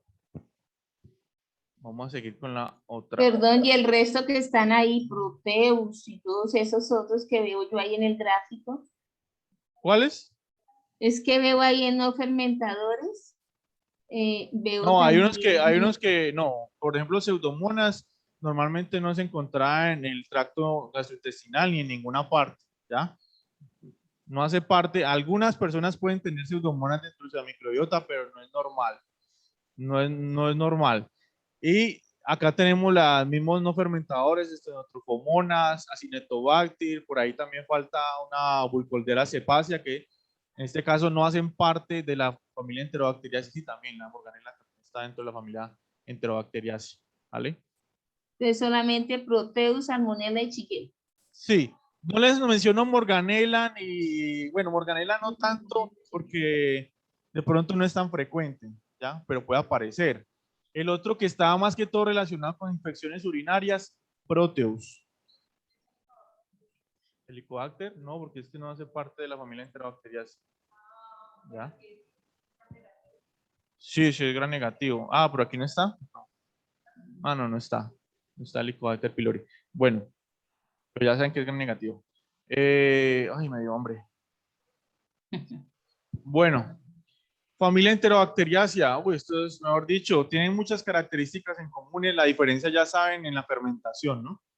En la fermentación. Entonces tenemos acá que son anaerobios facultativos. Algunos son móviles, como por ejemplo E. coli, o salmonella. Salmonella entonces también es, en este caso, móvil porque tienen flagelos. Perítricos quiere decir que tienen muchos flagelos. Muchos habitantes son de la microbiota normal de nuestro cuerpo, ¿ya? Algunos son comensales y otros que son patógenos oportunistas. Entonces, por ejemplo, tenemos que pueden desencadenar infecciones urinarias también. El caso de E. coli puede generar o el Proteus también puede generar una infección urinaria. Pueden también entonces generar estas gastroenteritis que les vengo mencionando. Algunos también se relacionan con infecciones respiratorias, ¿ya? Y también, por ejemplo, con fiebre reumática. En este cuadro observamos, dependiendo si fermentan o no fermentan la lactosa. ¿Ah? ¿Cuál? No. Estoy hablando de que algunos de ellos pueden generar la fiebre reumática. Entonces aquí tenemos que fermentan la lactosa. Entonces esto es importantísimo a la hora del diagnóstico. E. coli, Enterobacter aerogenes, Enterobacter cloacae y la famosa Klebsiella pneumoniae, ¿vale? Esa Klebsiella pneumoniae, boom, mándale para dónde. ¿Cuál de estas principalmente produce? Respiratorio, muy bien, ya lo tenemos fichado.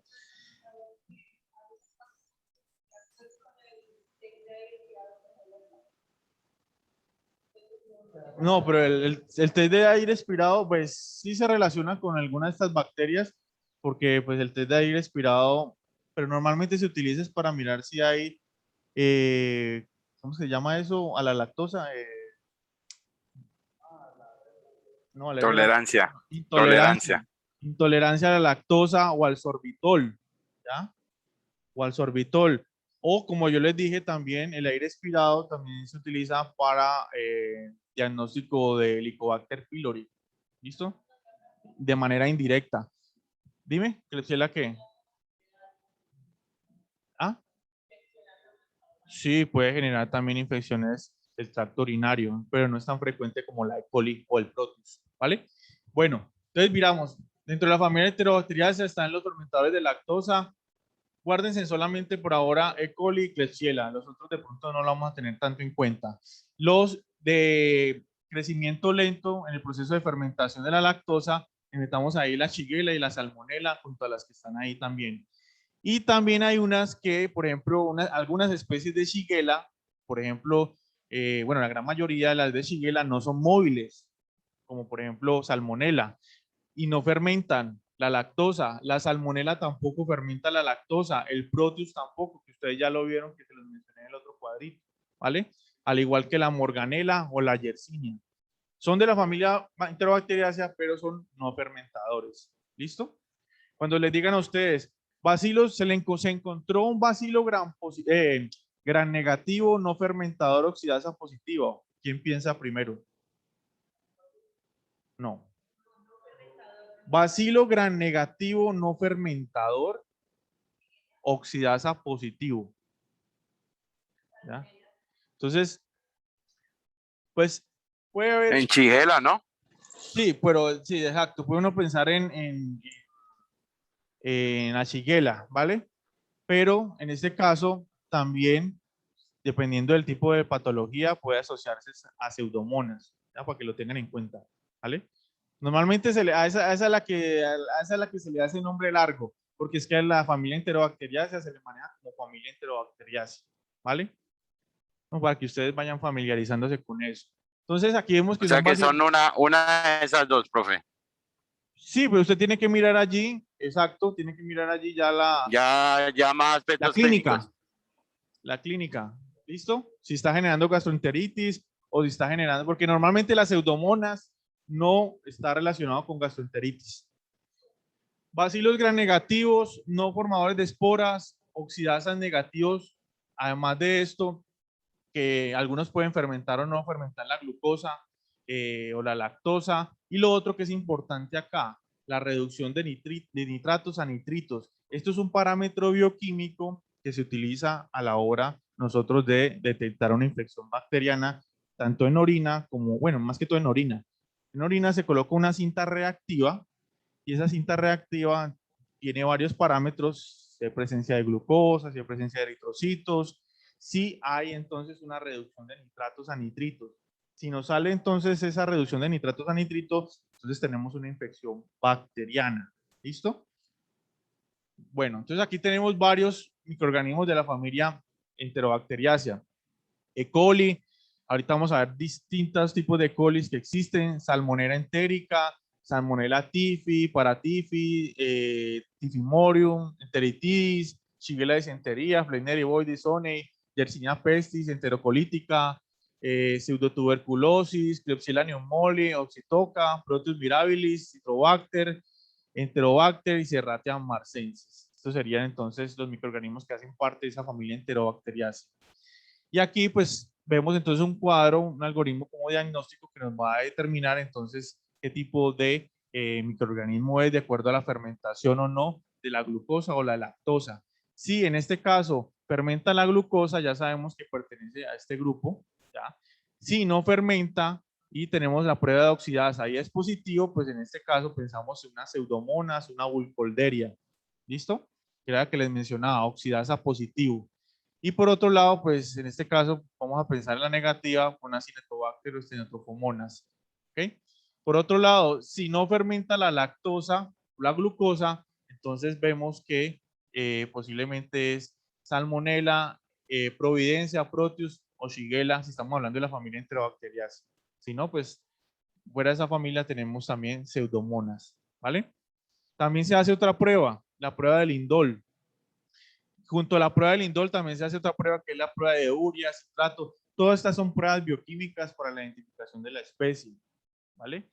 En la actualidad, gracias a la tecnología, ya hay un espectrómetro de masas que usted simplemente coloca la muestrica y ya tiene un parámetro atómico, que en este caso es espectrograma, ya se tiene una base de datos en ese equipo y le dice, vea, este patrón que se encontró es muy parecido a este otro patrón y este patrón pertenece a una Escherichia coli, ¿vale? Entonces, usted encontró una Escherichia coli en la muestra, ¿vale? Sin embargo, obviamente es que desconfiar de los equipos, también se hace el coprocultivo, el urocultivo, si toca que hacerlo, y con la morfología y también con la tinción de Gram se hace entonces la identificación. Sin embargo, antes de que se hicieran estos equipos se utilizaban mucho las pruebas bioquímicas, como les menciono, citrato, lactosa, urea.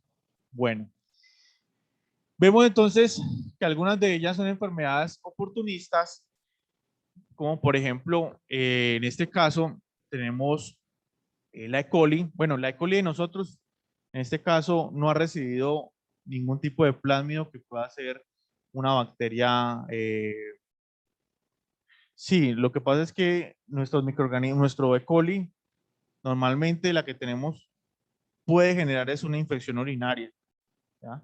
se asocia más a esa. En cambio, las otras E. coli que encontramos, que son varias, ya se las menciono, enteropatógena, enterohemorrágica, enteroinvasiva, enteroagregativa, bla, bla. Bueno, todas esas normalmente se adquieren por fuera de nuestro cuerpo, en alimentos. Algunas de ellas están asociadas a las diarreas del viajero, gastroenteritis por diarrea del viajero, otra que se da más frecuentemente en niños, ¿vale? Entonces ya ahorita más adelante les comento de ellas. Una de las más peligrosas son la Shigella y la E. coli enterohemorrágica, que van a producir una toxina que pueden terminar generando una septicemia también. Tenemos que algunas de ellas, como la Klebsiella pneumoniae, está asociadas a la neumonía, también a la meningitis, también tenemos otras que están asociadas al tracto urinario, principalmente la E. coli, para que la tengan en cuenta. También de la familia Enterobacteriaceae tenemos Proteus, ¿listo? E. coli, Proteus, primero E. coli, la más frecuente. Entonces, dentro de las enfermedades gastrointestinales, estas gastroenteritis, aquí tenemos entonces la Escherichia coli, Salmonella, Shigella y Yersinia enterocolítica, principalmente, ¿vale? Dentro de ellas, ahí hay 3 que no son fermentadoras. ¿Cuáles son? Salmonella, Shigella y Yersinia. Muy bien. Excelente. Entonces, ¿qué va a pasar? Esto se repite para todos, para el modelo de gastroenteritis. Tenemos una transmisión fecal oral o por alimentos contaminados, o porque en este caso tenemos una vaquita, que también en este caso vamos a ir al restaurante y pedimos una carne azul, ¿es que se dice? Azul, bueno, una carne cruda, ¿vale? Entonces esa carne cruda viene con estos microorganismos, por ejemplo, también en los huevos si no los limpiamos, también podemos encontrar salmonela. También en las lechugas podemos encontrar salmonela. En fin, en los alimentos van a terminar entonces yendo a nuestro intestino esas versiones patógenas y esas versiones van a terminar generando una gastroenteritis con producción de diarrea. Algunas de ellas, como por ejemplo Shigella, Escherichia coli, enterohemorrágica, van a producir disentería.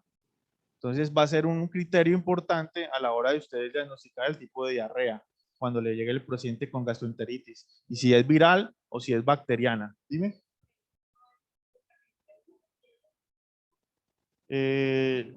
La salmonela la podemos encontrar, es que dependiendo de las manos que manipulen eso. ¿Ya?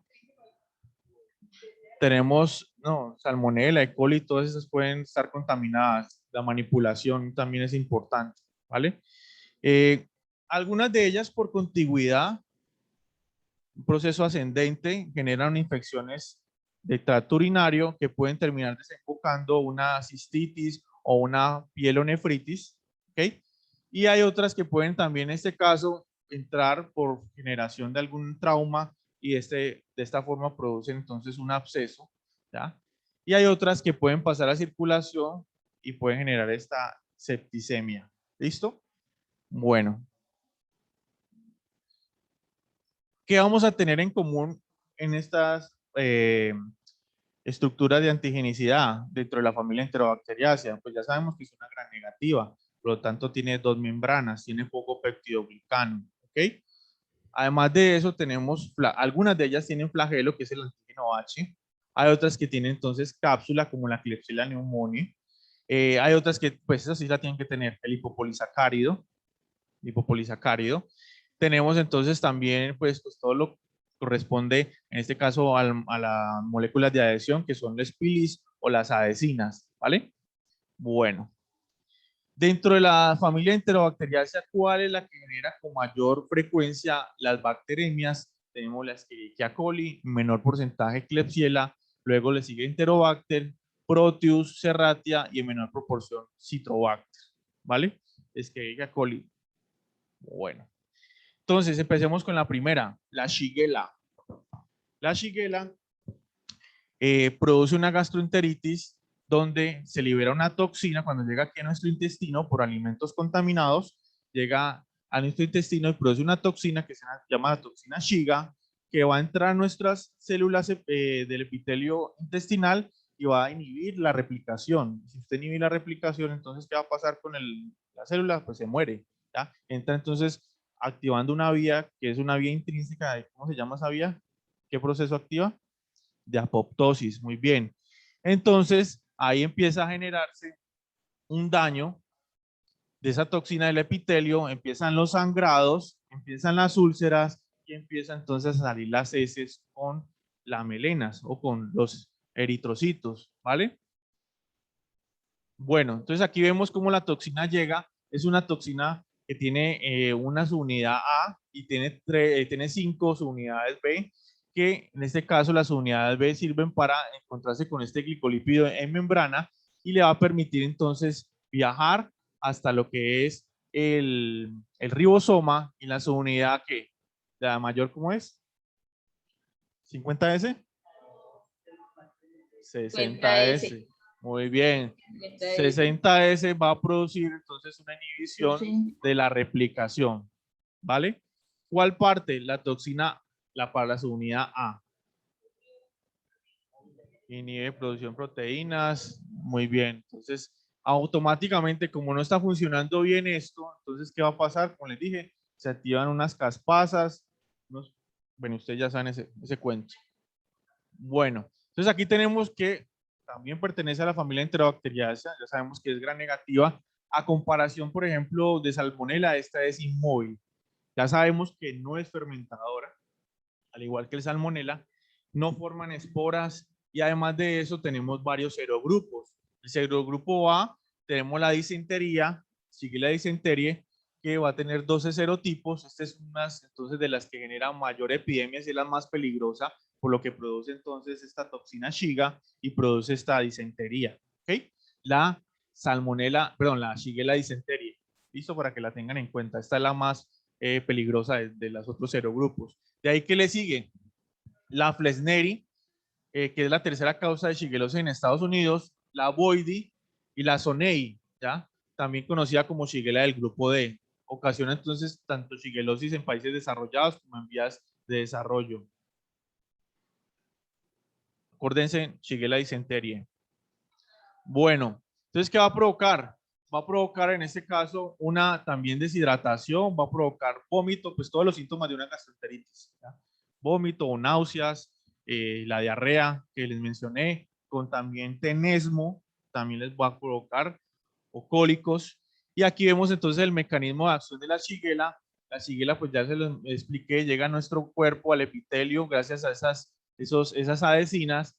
Llega entonces, entra esa toxina A y B, luego se desprende las B y la toxina A va a terminar generando, en este caso, esa activación. Pero por otro lado tenemos nuestro sistema inmune ahí, que está atento, que son macrófagos, y estos macrófagos entonces se van a encargar de, en este caso, estimular la respuesta tipo TH1 y va entonces, en este caso, a activarse, por ejemplo, también linfocitos citotóxicos, y estos linfocitos citotóxicos también van a contribuir a la estimulación de la apoptosis porque liberan que eran enzimas perforinas y esto también contribuye al daño a nivel del epitelio intestinal. ¿Listo?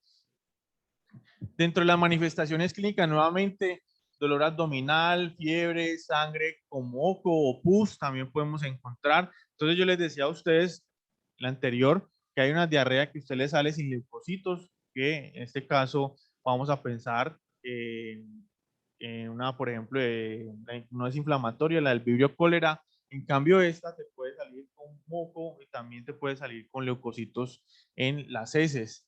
Esto como dentro de ese proceso de recomendaciones para evitar esta contaminación. Porfa, alimentos que se preparen adecuadamente, que no estén crudos. Además, por ejemplo, para los niños, deseche los pañales adecuadamente, tienen que lavarse bien las manos. No envíe a los niños con diarrea porque también estos, pues ustedes saben que no tienen todavía los hábitos higiénicos y terminan contaminando a los otros niños. Y también si usted tiene una diarrea y va a tener relaciones sexuales, pues evítelo, por favor. Bueno, lo del agua también es importante. Bueno, ya sabe que en este caso, dentro de las gastroenteritis, es una de las más importantes, al igual que la Shigella, al igual que la Salmonella y E. coli, es la principal causa de diarrea infantil y de alta mortalidad.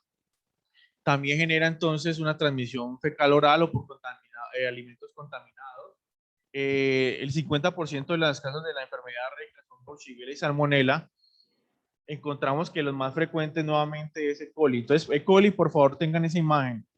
Gastroenteritis, más frecuencia, y urinarias con mayor frecuencia. ¿Listo? Para que de la familia Enterobacteriaceae E. coli. Escherichia coli. Esta sería una chiga. Muy bien, una enterohemorrágica. Ya vamos a hablar de eso. La shigellosis, entonces, normalmente la encontramos en las famosas diarreas también de viajeros, o también podemos encontrarla en estos campos, ¿cómo se llaman esos campos cuando migra la gente? No, de concentración no. Que en un país llegan por migración y forman esos campamentos, pues, ¿ya? Entonces, bueno, ¿Asilos? entonces, refugiados, ahí está la palabra, refugiados, campos de refugiados, esa es la que estaba buscando. Ya les mencioné que es una de las principales causas de diarrea infantil en guarderías en Estados Unidos, es una de las más frecuentes. Acá tenemos el diagnóstico. El diagnóstico, ustedes van a mandar, si ya saben que hay sangre, entonces mandan un coprocultivo, mandan pues obviamente la coloración de Gram, en este caso se utilizan unos medios especiales, que es el agar SS. SS significa Salmonella Shigella, y el otro que es XLD, que son diferentes tipos de azúcares que se prueban. X silosa, L lactosa, D destrosa, que destrosa es lo mismo que hablar de ¿qué azúcar? Glucosa. Glucosa. Muy bien. Glucosa Entonces, es igual a destrosa. Exacto, muy bien. Entonces aquí tenemos otras pruebas que podemos hacer. En este caso, este medio, como lo ven acá, tiene deoxicolato de sodio. ¿Esto qué va a hacer? Va a inhibir el crecimiento de gram positivos. ¿Ya? Entonces, este es el agar XLD, donde tenemos que va a tener un colorante que va a cambiar por pH, que es el rojo fenol, si está alcalino, rojo. Si va a estar ácido, mire que forma un colorcito como amarillito. ¿Ya? Entonces, vamos a tener también tiosulfato de sodio y citrato amónico férrico, que va a hacer un cambio cuando hay la fermentación a las colonias a un color negro. No me voy a mover bien. Listo. La salmonela normalmente lo que hace es una descarboxilación de la lisina, ¿ya? Por eso es que ahí tenemos también esta lisina en el medio. La Shigella y salmonela ya sabe que no fermentan, en este caso, y por lo tanto va a ver alcalino. ¿Ya? El tratamiento para ellas es la cloroquinolonas, principalmente ciprofloxacina, y también como alternativa trimethoprim sulfametoxazol. Bueno, entonces íbamos a alcanzar. La otra, salmonela. En cambio, a la Shigella, ellas sí tienen capacidad de moverse. Además de esto, también comparte con Shigella que no fermentan, ya se los he mencionado. También tienen antígenos somáticos, también tienen antígenos flagelares somáticos, a acuerdo del hipopolisacárido, y también es importante que se haga el diagnóstico en el medio SS o Salmonella Shigella o en el medio XLD, ¿vale? Tenemos varias especies, pero las más importantes, la Salmonella typhi y la enteritidis. Entonces aquí tenemos otras como la Paratifi, Choleracius, Typhimurium, enteritidis, como pueden observar allí. Entonces hay una que se asocia mucho a lo que es la llamada fiebre tifoidea. Usted, por ejemplo, va a la India o en esas regiones donde no hay estas condiciones higiénicas de preparación de alimentos, retorna a Colombia y empieza con un cuadro de gastroenteritis, con diarrea, con vómitos, y empieza entonces a ver ya esta sangre, por ejemplo, en sangre en heces, y entonces usted ya dice, ay no, yo que tengo es una gastroenteritis de origen bacteriano, ¿ok? Algunas de estas pueden ser, por ejemplo, la Salmonella typhi, y es lo que conoce como la fiebre tifoidea, una fiebre que dura bastantes días y que termina también provocando deshidratación, que si no es tratada, pues obviamente pasa como vibrio cólera, ¿ya? Salmonella typhi. Por ejemplo, en la India, estoy diciendo que, por ejemplo, allá algunas condiciones que ustedes han visto no son las adecuadas en la manipulación de alimentos. Bueno, entonces aquí tenemos, como les mencionaba, algunos de estos antígenos, el antígeno O, el antígeno H, que es el del flagelo. Tenemos también entonces los flagelos que son importantes para movilidad, los sideróforos para captación de hierro, la liberación de estas enterotoxinas, que son las que provocan este cuadro clínico. Bueno, y tenemos unas variedades que en este caso son serovariedades adaptadas, donde podemos tener unas tifosis, y aquí podemos encontrar la famosa Salmonella typhi, que produce la fiebre tifoidea, al igual que la paratifi. Ambas producen la fiebre tifoidea, sin embargo la más frecuente es la Salmonella typhi. Incluso hay una historia sobre una señora que se llama María Tifoidea, por acá está la imagen, esta señora María Tifoidea, que lo que esta señora era la mujer más peligrosa de América, por ahí en los años 20.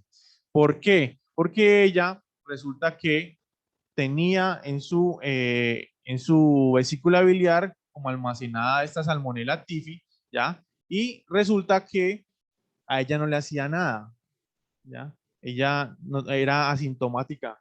Y entonces resulta, ella es portadora, correcto. Entonces resulta que ella era cocinera. Y esa señora no sabían qué es lo que estaba pasando, pero estaban generándose brotes de esta fiebre tifoidea, pero no sabían hasta que hicieron este trabajo epidemiológico y dieron con esta señora. Entonces a esta señora le dijeron, vea, usted no cocine más, dedíquese a otra cosa, ¿ya? Y la señora pues necesitaba subsistir, volvió a trabajar, otro brote, ¿ya? Hasta que le dijeron, no, usted si vuelve otra vez la demandamos a la cárcel. Y volvió a trabajar y la mandaron a la cárcel, ¿ya? Porque en este caso la señora es una fuente infecciosa bastante pesada. Aquí tenemos entonces otras variedades que pueden ser en este caso, como les mencioné, Salmonella typhi. También podemos tener las variedades Gallinarium, Abortus equi o Abortus ovis, que se da pues en estos organismos.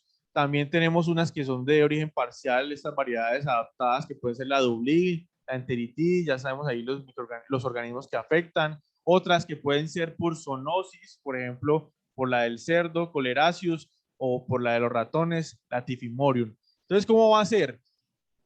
Llega, aquí tenemos los dos mecanismos, una de la toxina Shiga y aquí tenemos el otro, el de Salmonella. La Salmonella llega y entra entonces nuevamente las adhesinas al epitelio de los enterocitos, se fagocita y en ese proceso entonces va a liberar una activación a los macrófagos y esa activación a los macrófagos va entonces a estimular una respuesta inflamatoria generalizada que termina entonces también afectando o dañando, mejor dicho, este epitelio, y termina también entonces ayudando a una replicación intracelular, y eso entonces va a provocar la destrucción de los enterocitos. Bueno, ¿los ganglios linfáticos los destruye? No. Bueno, entonces aquí tenemos algunas de estas manifestaciones clínicas. Nuevamente, las náuseas, tenemos la diarrea, tenemos entonces también los tenesmos. Normalmente los síntomas duran bastante, pueden ser de 12 a 72 horas. Eso también es importantísimo a la hora de diferenciar, por ejemplo, con una gastroenteritis viral, que normalmente dura 1 o máximo 2 días. ¿Ok? Bueno. Lo más importante aquí es esto, la persona, la evolución de la persona. En este caso va a demorar casi más o menos una semana en ese proceso, pero hay que tener en cuenta que como está en una diarrea continua, pues va a poder generar una deshidratación. Entonces aquí el tratamiento importante, reposición de líquidos, y ya les voy a mencionar entonces los antibióticos que se manejan. Bueno, aquí nuevamente las manifestaciones clínicas. Gastroenteritis, piensen de inmediato, porfa. Con también sangre en las heces. Repito, la mayor frecuencia es gastroenteritis viral. Ya si ustedes se encuentran en ese sangre, ya saben que es de origen bacteriano. En un poquito de los porcentajes podemos encontrar una provocada por parásitos, como por ejemplo las amebas, o por ejemplo la yardia. Ya casi, ya casi.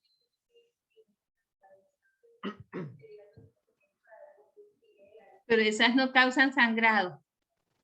Ah, no, sí No, causan sangrado. la disentería, la entamoeba histolítica, sí. Sí, y es muy peligrosa. Entamoeba histolítica. Bueno, aquí tenemos algunos de los productos que encontramos esta salmonela, principalmente en huevos, lo que les mencionaba, pollo con los huevos que ustedes no los lavan y de inmediato llegan, los cocinan ahí y mejor dicho. También las carnes de las aves en menor porcentaje, 5%, alimentos como vegetales, pescados, aceites, lácteos, afectan en un 20%, también los frutos secos, las semillas o la carne porcina o bovina también puede generar esta, obviamente la comemos cruda, ¿no? Bueno, término azul es que era, ¿no? Bueno, entonces aquí, ¿qué pasa con la patogénesis o el ciclo enteropático? Que es lo que ocurría con esta señora María tifoidea. Tenemos entonces que esta se almacena, es muy viva esta bacteria, se almacena entonces en nuestro colédoco, en nuestro colédoco, el conducto colédoco, sí, correcto, y termina entonces periódicamente siendo liberada, pues ya saben la bilis cómo funciona, liberada al duodeno, y esto va a hacer entonces que la persona adquiera la infección y de esta manera luego esta salmonela termina entonces teniendo dos tipos de personas, una que es asintomática y otra que ya saben ustedes que genera todo este cuadro de gastroenteritis provocada por lo que ya les mencioné acá. Y si no, entonces llegan algunas de ellas por vía hemática, llegan a generar la infección también del hígado y termina provocando también un problema que es la apoptosis. Perdón, ¿y cómo la señora resultaba contaminando la comida si es enterobacteria? A ella no le hacía nada, a la María tifoidea no le hacía nada.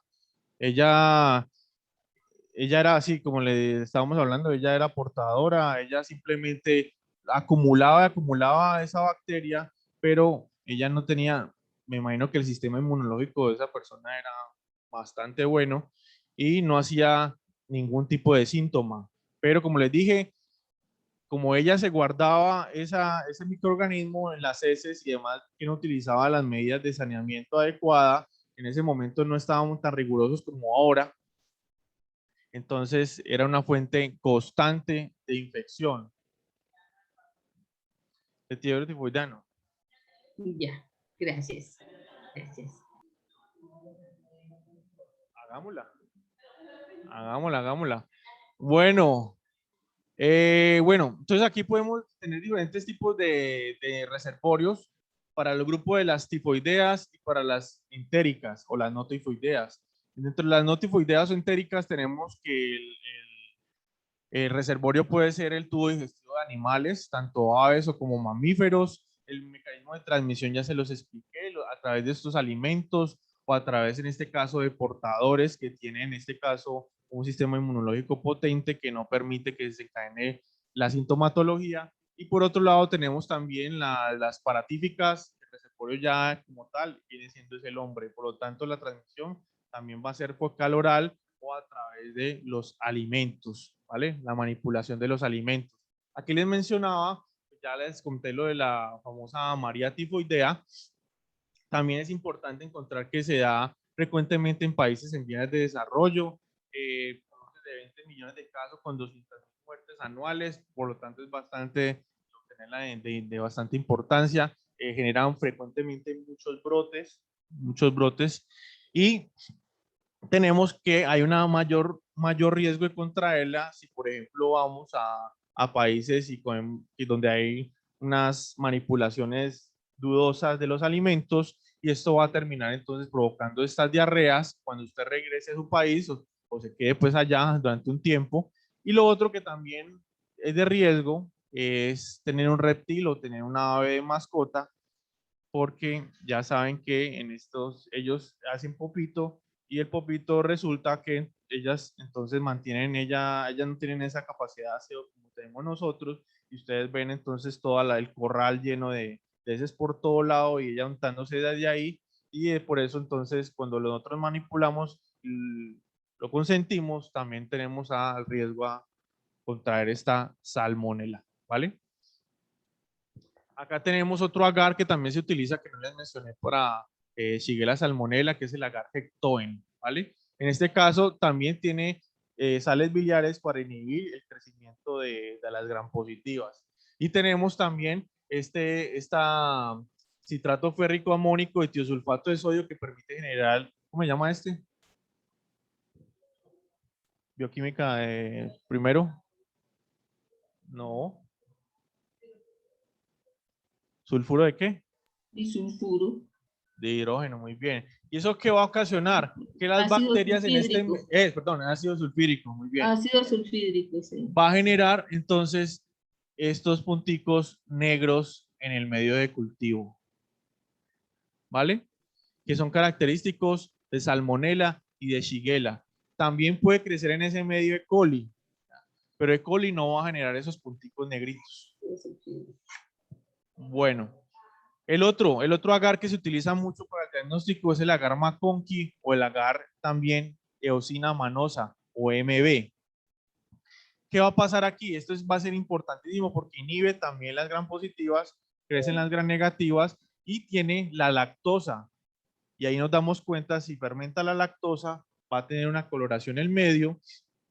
Por ejemplo, aquí, ya la Klebsiella pneumoniae la fermenta, se produce un color rosado que fermentó la lactosa.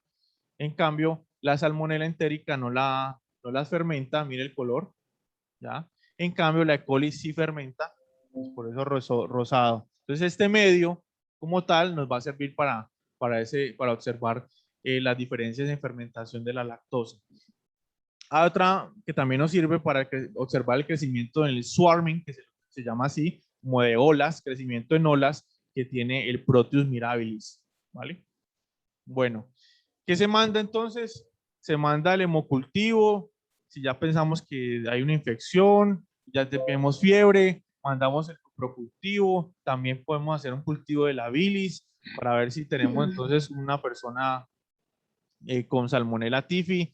El urocultivo también lo podemos, también esta enfermedad, este microorganismo, pero en muy bajas probabilidades puede ocasionar algún tipo de infección del tracto urinario. Y también podemos mandar antígenos y finalmente las confirmatorias con reacción de cadena de polimerasa.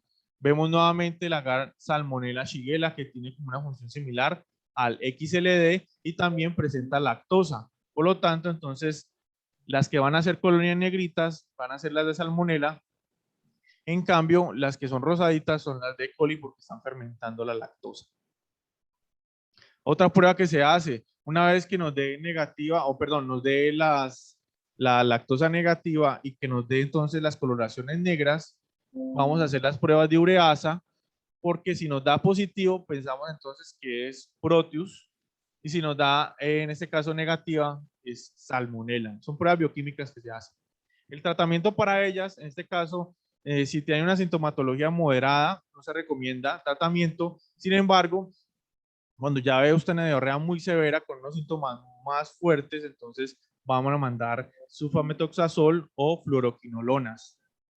En cambio, el tratamiento específico, por favor recuerden tratamiento específico para Salmonella typhi, cloranfenicol, ¿vale? Cloranfenicol todavía sigue siendo el tratamiento ideal para ellos. Y se acabó el tiempo y se va a cortar. Ampicilina, amoxicilina y cefalosporina de tercera generación. Entonces alcanzamos allí, no alcanzamos E. coli. Sulfametoxazol, STX. No alcanzamos a ver E. coli. Bueno.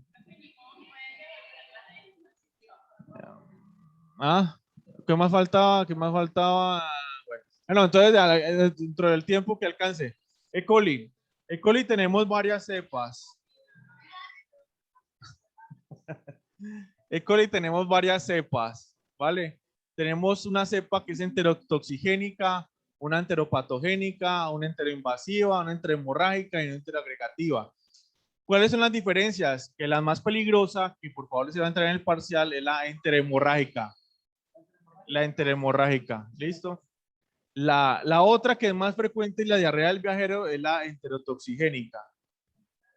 Resulta que la enterohemorrágica, al igual que la Shigella, va a producir un síndrome que se llama síndrome hemolítico urémico. Entonces les dejo para que ustedes lo busquen ya que se va a cerrar la...